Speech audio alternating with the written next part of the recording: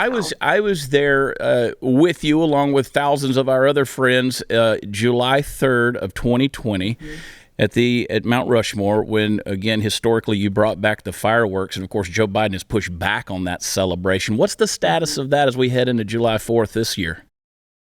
We are not going to be able to host those fireworks this year at Mount Rushmore. I am suing the White House and Joe Biden over not allowing us to move forward with that. The fact is that they're violating federal law by not letting South Dakota celebrate our independence over that great monument. So one of the reasons that they are doing that, I think, is specific to punishing South Dakota, but they claim lots of other reasons, but they're ignoring federal law by denying us that permit. So most people don't know that our second largest industry in the state of South Dakota is tourism. It's a big opportunity for us every year to market our state and get a lot of visitors to come in and see Mount Rushmore and all the other beautiful parts of the country that we have. But by denying us that, it's not only important for our country to recognize those leaders and our independence, it's also important for our economy too. Sure.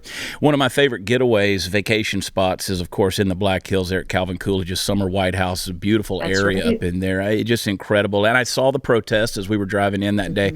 And you talk about that in the book. You talk about various situations dealing with the reservations and the pushback you get for the stance you take. Do you consider yourself a values-driven leader that's built on principles? Obviously, you don't go whichever way the wind blows. What kind of motivates you in being able to say this is not my first rodeo? Yeah, no, definitely. I think you've identified it. I tell people all the time, I'm going to tell you what I believe, what my values are, who I am, my faith. And then I'm going to ask voters when I run for election if they'll support me. And then they need to know that I'll make every decision based off of that and what my core beliefs are. And then when you go back for re-election, you reevaluate and explain why we've done what we've done and hope they'll still support me. So, I'm a farmer and a rancher. That's my whole background. That's really what this book is about. Is I had never planned on going into politics. I do not come from a political family at all. In fact, I just wanted to grow up and ranch with my dad the rest of my life. But when he was killed in an accident, that changed everything. And now the fact that I do this job is completely unplanned, was not something I ever thought I'd be doing, but I think it is important that we have normal, everyday people who step up, especially at this time, and get involved and make sure we protect this country. Well, we know the Friday decision that was handed down by the Supreme Court on Roe v. Wade, and I'm thankful that it was overturned. Now it comes back to the states. What pressure are you beginning to feel now on the massive scale nationwide, but specifically in South Dakota? How is that being received?